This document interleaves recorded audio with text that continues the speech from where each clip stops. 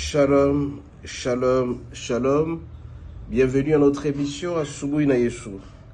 Moi, c'est le pasteur Bienvenue Matenda Kibangala. Je salue toutes celles et tous qui suivent régulièrement notre émission à Asubuhi na Yesu et vous souhaite de très bonnes conditions d'écoute à Asubuhi na Yesu qui signifie dans l'une aux quatre langues nationales, le matin avec Jésus. Bien-aimés, ce matin, notre thème s'intitule, je cite, « La calomnie et le mensonge apportent malédiction ». La calomnie et le mensonge apportent malédiction. La plupart des personnes, pour obtenir certains intérêts, mentent et trompent, à telle enseigne que c'est à la ruine, aux pleurs et à la colère des autres. Raison pour laquelle nous allons lire le passage suivant, Proverbe 30, verset 10, il est dit ceci, nous lisons au nom de Jésus. « Ne calomnie pas un serviteur auprès de son maître, de peur qu'il ne te maudisse et qu'il ne te rende coupable. » Bien effet, chaque fois que vous mentez contre quelqu'un, quand vous calomniez contre quelqu'un, pour trouver vos intérêts, vous rendez un homme maudit. Parce que l'autre sera pénalisé, il va pleurer, il sera en colère. Chaque fois qu'il est en colère, c'est une malédiction qui te revient.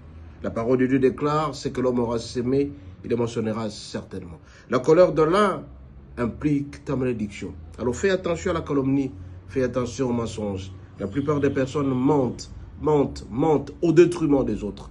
Quand tu mens, tu trouves tes intérêts, mais sois sûr et certain que ça va t'éranger à petit feu et tu seras maudit. Et malheureusement, toi et tes intérêts.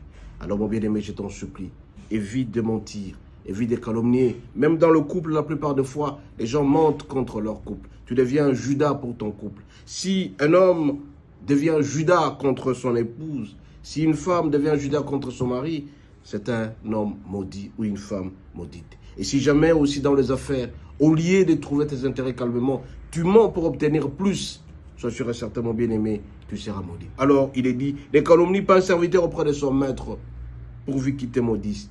Tu seras maudit parce que tu sais mentir. Alors, fais attention. Rappelez-vous l'histoire dans le jardin d'Adam.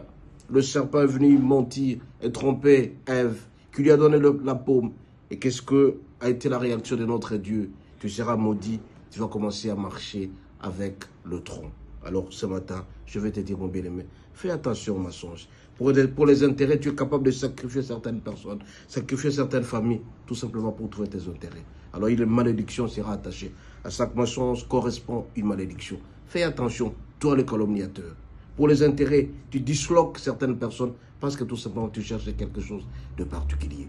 Alors fais attention. La calomnie, le mensonge apporte malédiction. Même la mort aussi.